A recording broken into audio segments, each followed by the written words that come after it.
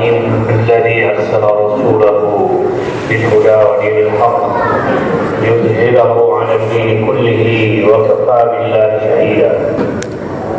أشهد أن لا إله إلا الله وحده لا شريك له وأشهد أن محمدا عبده ورسوله.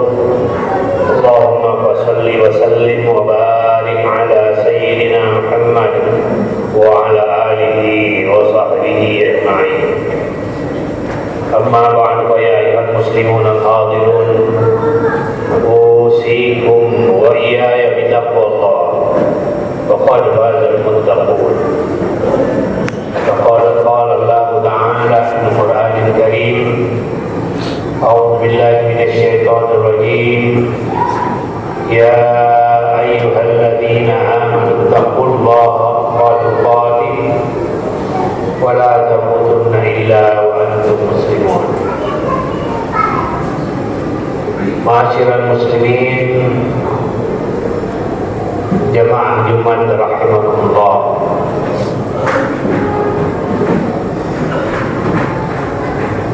Setelah terjadi perang Tabuk yang dirasakan sebagai salah satu perang yang sangat berat oleh kaum muslimin, Allah menurunkan firman-Nya: A'udzu billahi minasy syaithanir rajim. Laqad ja'akum rasulun min anfusikum azizun 'alaihi ma 'anittum harisun 'alaikum bil mu'minina raufur rahim. Sungguh telah datang kepada kamu sekalian seorang rasul, berat terasa baginya penderitaan yang kamu rasakan. Dia sangat ingin kamu sekalian menjadi yang orang baik atau orang yang beriman, dan terhadap orang-orang beriman dia amat santun dan penyayang. Pertama, ayat ini ingin menegaskan bahwa apa yang dirasakan oleh kaum muslimin ketika itu, terutama penderitaan pada saat berperang, khususnya pada saat perang Tabuk itu sungguh berat dirasakan oleh Rasulullah Sallallahu Alaihi Wasallam.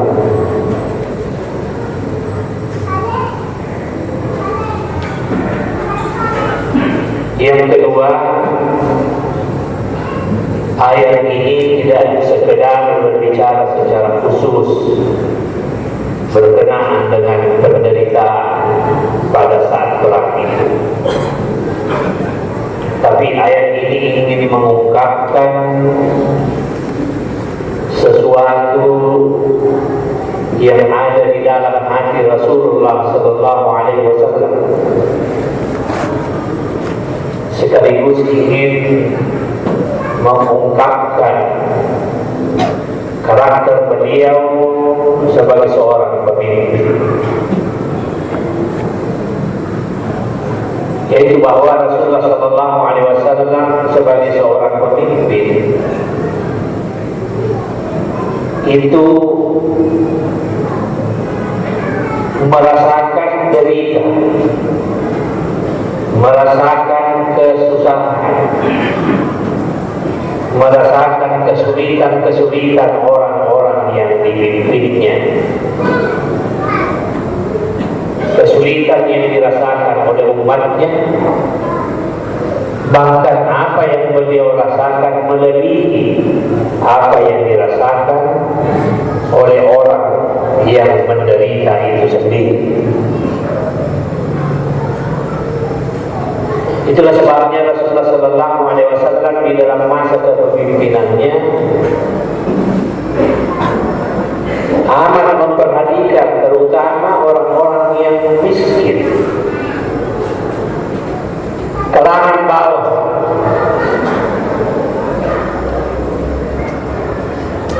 Saking perhatiannya Rasulullah Sallallahu Alaihi Wasallam sehingga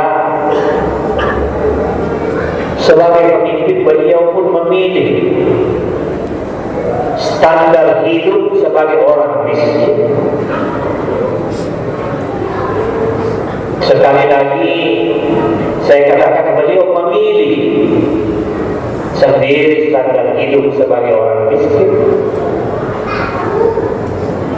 Seperti umumnya atau seperti kebanyakan yang dirasakan oleh umatnya ketika ini.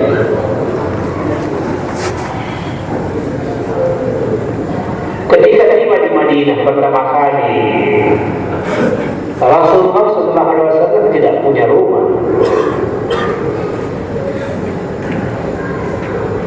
Tapi yang beliau perintahkan untuk dibangun pertama kali di Madinah pada saat hijrah adalah masjid, bukan rumah. Apalagi istana, masjid. Barulah kemudian di dekat masjid itu dibangun bilik beliau. Saya menyebutnya bilik, bukan rumah, karena sampai sekarang kalau kita pergi ke Madinah, baik haji maupun umrah, itu masih bisa ditunjukkan di mana tempat Rasulullah dulu disebut rumahnya.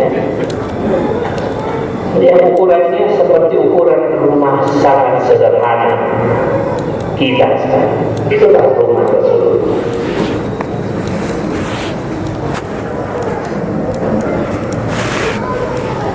Rasulullah SAW memberi perhatian kepada orang-orang yang susah, bahkan orang yang susah yang tidak beragama Islam sekalipun.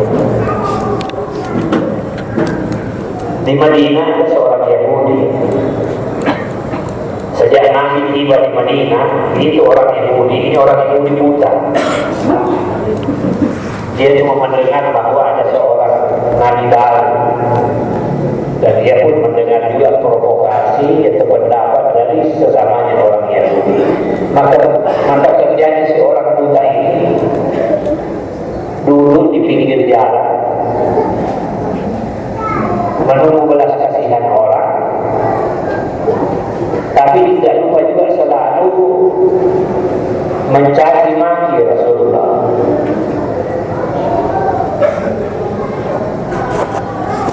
Tapi Rasulullah Sallallahu Alaihi Wasallam bersikap terhadap orang Yahudi yang miskin ini, itu beliau sering menyuapi si Yahudi ini dengan makanan di mulut. Entah itu kurma yang sudah dilumatkan, dilepaskan ini sudah dilumatkan sehingga tinggal, atau roti. Hingga satu ketika tatkala Rasulullah Sallallahu Alaihi Wasallam wafat, ya sudah barang tentu si Yahudi ini tidak mendapat jatah lagi. Berhari-hari tidak dia dapat lagi orang yang datang menyuapi dia. Dia tidak tahu bahwa orang yang selalu menyuapinya sudah meninggal dunia, dan dia belum tahu bahwa orang yang menyuapinya itulah yang selalu dia maki-maki, dan itu adalah Rasulullah SAW. Sampai satu saat kemudian setelah Rasulullah digantikan oleh Sayyidina Abu Bakar Siddiq, setelah diberitahu oleh putrinya Aisyah bahwa ada satu kebiasaan Rasulullah, yaitu memberi makan kepada orang Yahudi yang mengemis itu, maka Abu Bakar pun pergi memberi makan. Kali pertama Abu Bakar memberi makan, si Yahudi ini memakan makanan itu tanpa komentar. Kedua kali datang Abu Bakar, dia juga masih tetap memakannya. Dan ketiga kalinya Abu Bakar datang menyuapi, Yahudi itu langsung menangkap tangan Abu Bakar sembari berkata, bukan tangan ini yang biasa menyuapi saya. Kita tidak tahu apa persis alasan si Yahudi mengatakan itu, tapi dia bisa membedakan tangan yang memberi. Tapi paling tidak kita bisa mengatakan bahwa tingkat keikhlasan Rasulullah SAW yang lebih tinggi.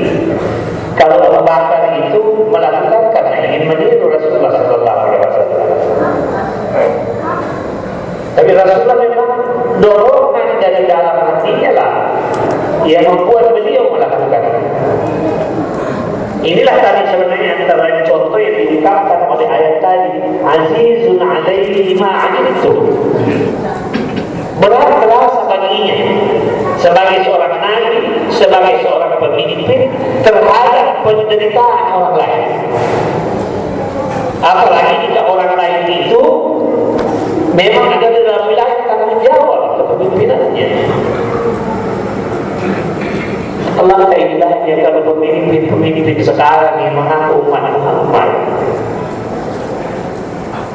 mau sedikit saja mencontoh Rasulullah SAW. Tidak usahlah selalu mengambil standar hidup sama dengan orang-orang miskin yang dipimpinnya. Tapi paling tidak berempati, memiliki kepedulian terhadap orang-orang yang dipimpin, orang-orang yang miskin, sehingga dia tidak memilih hidup bermewah-mewah di atas sedemikian banyak orang-orang yang dia pimpin hidup melarat.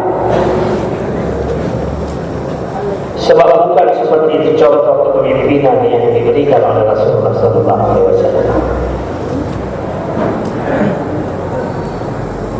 Sebab betapa besar tanggung jawab seorang pemimpin ketika ada walaupun satu orang saja di antara orang yang dipimpinnya itu kelaparan. Itulah yang ditunjukkan oleh Umar bin Khattab ketika pada satu waktu beliau berkeliling di waktu malam dan kemudian menemukan di sebuah gubuk ada seorang anak yang menangis dan ternyata anak itu kelaparan tidak makan. Sehingga beliau sendiri yang pergi ambil gandum dan memikul gandum. Ini seorang kepala negara, kepala pemerintahan memikul sendiri sekarung gandum dibawa ke tempat orang miskin yang luput dari perhatiannya. Oh, ternyata ada rakyatnya yang miskin. Ketika ditanya kenapa dia memikul sendiri, diminta oleh pengawalnya supaya pengawalnya yang memikul. Apa yang dikatakan oleh Umar bin Khattab, apakah kau juga akan memikul dosaku di hari kemudian, membiarkan ada rakyat miskin? Kesadaran seorang ini betapa besar dosa yang dirasakan karena ada rakyat miskin. Tidak, itu satu orang. Bagaimana kalau ribuan orang? Bagaimana tanggung jawabnya seorang pemimpin yang rakyatnya puluhan juta miskin kemudian tidak peduli?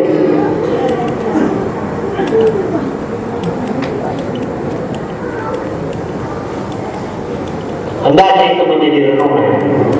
Dan Rasulullah SAW dan pemimpin-pemimpin yang menggantikan beliau sesudahnya memiliki kesadaran tanggung jawab seperti itu. Dan inilah yang diungkap oleh Al-Quran tadi, azizun alaihi ma anittum. Berat terasa baginya penderitaan yang kamu rasakan. Harisun alaikum. Sebagai seorang pemimpin, bahkan sebagai seorang pribadi, Nabi itu selalu ingin semua orang menjadi baik, semua orang menjadi beriman, semua orang menjadi sejahtera hidupnya. Dan karena itu beliau memberi perhatian yang utama kepada orang lain. Ini juga yang saya maksud tadi sebagai seorang pemimpin. Ketika dia menjadi pemimpin, yang dia utamakan adalah memberi perhatian lebih dahulu kepada orang lain. Harisun alaikum. Dia ingin semua orang menjadi baik, bukan dia ingin dirinya menjadi baik. Kalau pemimpin sekarang begitu naik pada kedudukan, yang diurus lebih dahulu bagaimana rumahnya, bagaimana kendaraannya, bagaimana tunjangan-tunjangannya.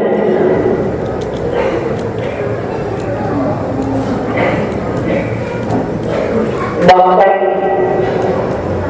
ya, salah satu contoh yang kita teliti sekarang rencana pembelian pesawat kenegaraan yang nilainya hampir 1 triliun bisa bikin rumah rakyat miskinnya. Kita tidak tahu berapa juta rumah bisa dibangun.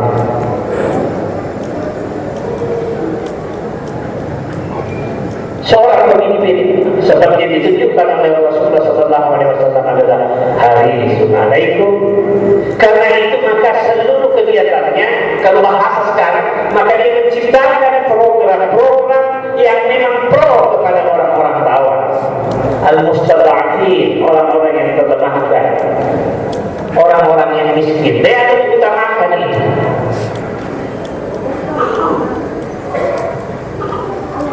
Yang ketiga di ayat ini katakan bil mu'minina raufur rahim. Hubungan personal Rasulullah SAW dengan orang-orang yang dia pimpin itu, beliau itu sangat santun, lagi sangat penyayang. Kalimat ini menunjukkan bahwa sebagai pemimpin beliau itu tidak ada jarak, tidak ada jarak dengan rakyatnya. Interaksinya itu menunjukkan sehingga orang merasakan kesantunan dan kerahiman Rasulullah SAW. Setiap orang beliau hadapi dengan wajah yang cerah. Setiap orang beliau layani. Ya sayangnya karena kalau pemimpin-pemimpin sekarang, ya mungkin memang sudah seperti itu harus aturannya. Padahal dia adalah umat Muhammad juga, luar biasa protokoler, berlapis-lapis. Tidak mudah seorang rakyat itu dekat begitu saja dengan sang pemimpin. Beda dengan Rasulullah SAW. Bahkan beliau duduk bersama, selalu memilih bersama orang-orang yang di dalam pandangan orang lain itu direndahkan, dan beliau mengangkat derajatnya. Orang-orang yang direndahkan ketika itu justru beliau mengangkatnya, dan terhadap semuanya beliau tidak menunjukkan perbedaan antara menghadapi orang-orang yang direndahkan maupun seorang bangsawan. Beliau menunjukkan sikap raufur rahim. Inilah yang kemudian menjadi daya tarik bagi Rasulullah SAW, yang kemudian diabadikan di ayat lain dalam Al-Quran. Fabima rahmatin minallahi linta lakum, dengan sebab rahmat Allah lah engkau bisa bersikap lemah lembut kepada orang-orang. Andai kata engkau bersikap kasar, tidak raufur rahim tadi, niscaya orang-orang yang kau pimpin itu akan menjauh dari kamu. Tapi dengan justru dengan sikapnya itulah, maka semua orang merasa dekat dengan Rasulullah SAW. Inilah yang kurang disadari oleh para pemimpin-pemimpin kita sekarang. Justru ketika dia menduduki posisi sebagai pemimpin, dia kemudian mengambil jarak yang jauh dengan rakyatnya. Sehingga ketika terjadi jarak yang jauh dengan rakyatnya, maka dia tidak akan menemukan rakyat-rakyat yang seperti tadi yang ditemukan oleh Umar bin Khattab di pelosok-pelosok yang terpencil, di gubuk yang reot, di mana ada orang miskin di sana yang mungkin 1 hari 2 hari tidak makan. Tidak mungkin itu bisa diketahui. Tapi ketika pemimpin itu bersikap santun di dekat, maka dia akan mengetahui itu. Itu pun sesekali ada yang lolos seperti pada zamannya Umar bin Khattab, yang kemudian beliau menjadi sangat merasa berdosa sekali ketika mengetahui ada satu orang rakyatnya yang kelaparan. Sebab dan mendengarkan penjelasannya pada diri Rasulullah Sallallahu Alaihi Wasallam.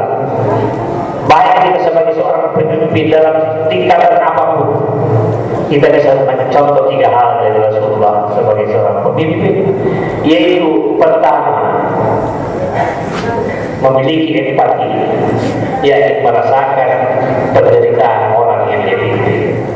Yang kedua, mengutamakan perhatian kepada orang yang dia pimpin agar supaya menjadi meningkat kehidupannya.